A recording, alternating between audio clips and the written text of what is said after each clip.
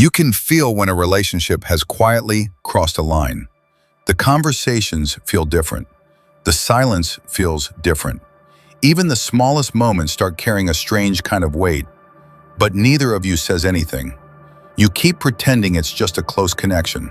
They do the same. And somewhere between what you both feel and what you both refuse to say, something deeper begins to grow. Here are 3 silent things that may reveal you both feel it's love, but neither of you knows how to say it. Number 1, you both start protecting the feeling instead of explaining it. Something changes when a person becomes more important than they expected. You become careful, not distant, careful. You think twice before sending that message. You notice when their mood shifts. You want to ask what's wrong, but sometimes you stop yourself, because asking might reveal how much you actually care. And strangely enough, they start doing the same thing. They notice when you're quieter. They remember the things you casually mentioned weeks ago. They check on you without making it obvious. But when you ask why they care so much, they brush it off. Nothing. Just wondering. Don't think too much about it. Yet you both know there's more underneath. This is where the connection becomes difficult to explain. You aren't acting like strangers anymore, but you aren't admitting what you feel either. So the feeling starts living in the space between your actions and your words. You protect it. You hide it. You pretend it's smaller than it really is. Maybe because saying it out loud could change everything. What if you say too much? What if they don't feel the same? What if they do? That last question can be even scarier, because suddenly the connection has somewhere to go, and neither of you knows what happens next. So you both keep circling around the truth. You care. They care. You notice each other more than you admit, and somehow the things you don't say become louder than the things you do. That's the strange part about feelings that are quietly becoming love. You don't always protect them because they're weak. Sometimes you protect them because they're becoming too real. Number 2, you both keep making room for each other without calling it love. Look closely at what happens between you. You both start leaving little spaces in your lives for each other. Not in some dramatic way, in the smallest ways. You remember when they're usually free. You notice when they disappear for a while. You find yourself saving a story to tell them later. Something happens during your day, and your first thought is, they would understand this. That's when you realize something has shifted. They've quietly become part of your inner world, and somehow you're becoming part of theirs. Maybe they change their plans just a little to talk to you. Maybe you do the same. Neither of you calls it sacrifice. You simply make room. You don't announce it. You don't keep score. You just do it. And what's even more interesting, you both seem to notice when the other person isn't there. A conversation feels incomplete. A good moment feels slightly unfinished. You hear a song, see a place, remember a joke, and suddenly they're there in your thoughts again. But when someone asks what's going on between you, you hesitate, because just friends doesn't fully explain it anymore. Yet love still feels too big to say. So you stay somewhere in between. You keep giving each other pieces of your time, pieces of your attention, pieces of your everyday life. And maybe that's the quietest clue of all. People don't accidentally become part of your routine. They become part of it because somewhere along the way, their presence started feeling natural.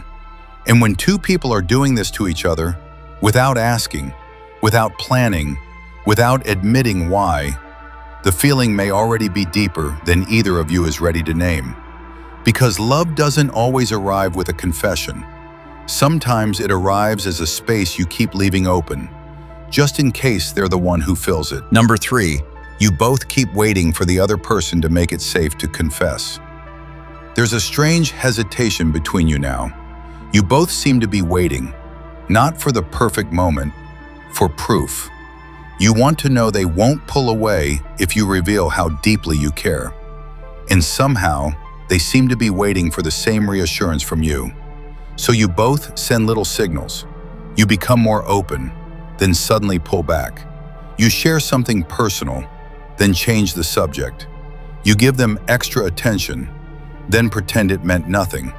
It's almost like you're both standing at the same emotional doorway, waiting for the other person to walk through first. Maybe they mention someone they like, and you quietly watch their reaction. Maybe you become distant for a while, just to see if they notice. And when they do, you act like it doesn't matter. But inside it does, because you're both searching for the same answer. Would you still be here if I told you how I really feel? That's the question neither of you asks. Instead, you look for the answer in behavior, in the way they come back after an awkward moment, in the way they remember the little things you've told them, in the way they try to understand you instead of judging you, in the way they don't let a small misunderstanding become the end.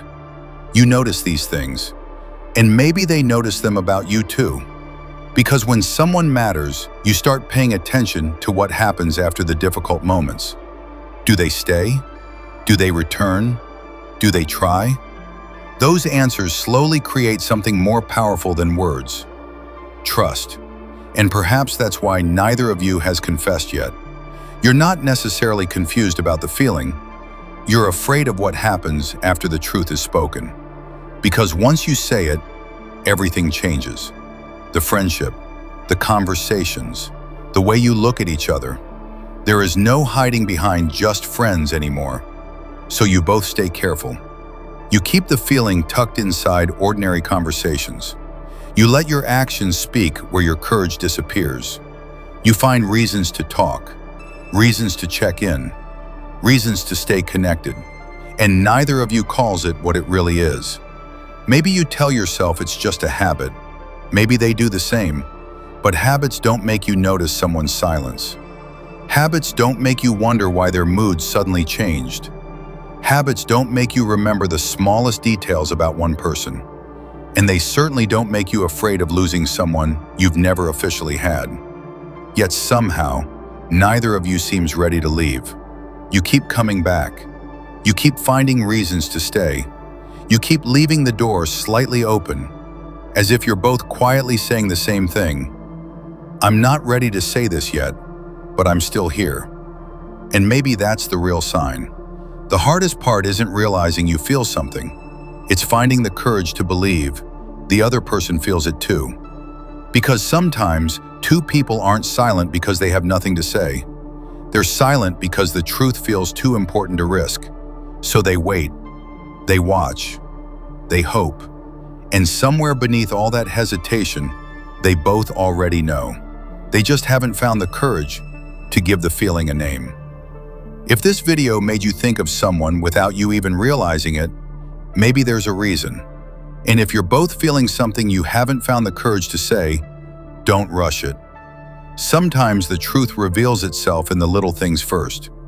So tell me, do you think two people can feel love for each other without ever saying it? Share your thoughts in the comments. And if this video felt a little too familiar, subscribe, because the next story might explain something your heart has been trying to understand.